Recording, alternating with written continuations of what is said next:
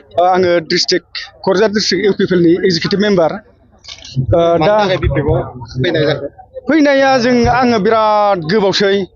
सिगां समनिफ्रायनो खाथिबोनाय मानसि आङो मोनसे टीम बानायनानै बे जायगायाव आं जाहारबारि हिसाबै आङो खामानि मावबोबाय थादों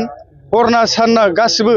खस्थ' खालामनानै भुगिनानै दिनै आङो टीमनो जेबो मोनथाय मोनहोनो हायाखै आं लाजिदों आरो दिनैसिम बे जायगाखौ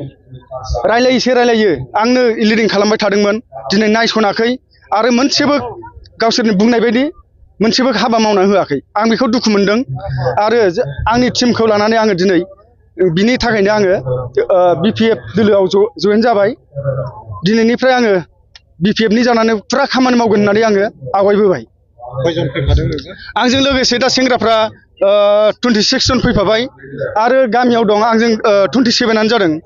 मा बिबानाव दं बाखिफ्राथ' इउथआव जाहारबारि हिसाबै इउथआवनो खामानि मावो आंनो लाफाजोबो सोब इलेक्सन मोनफ्रोमबो फैया मानो आंनो लायै लायै खामानि मावो बिसोरखौ दा बिथांमोना आंखौ गाराखै जेरै नों थाङो आं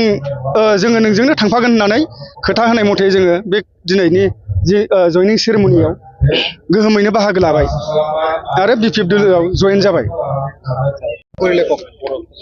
माबायदि जयेन जाखो मानो जयेन जाखो बिपिएफ आङो क'क्राझार डिस्ट्रिक्ट बनरगाव मण्डलनि माइनरिटि सेलनि आं प्रेसिडेन्टमोन बिजेपिनि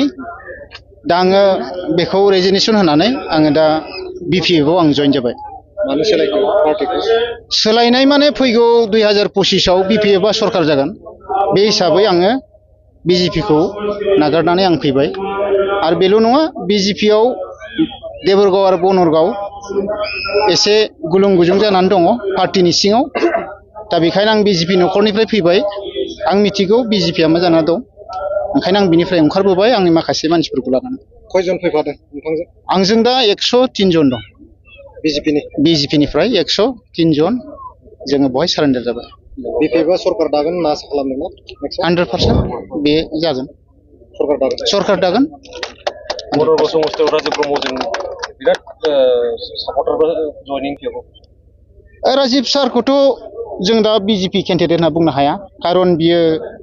बिपिएफनिफ्रायसो देरहालांनाय एक्सुवेलि बे दाबो केन्डिडेट हिसाबै कनफार्म नङा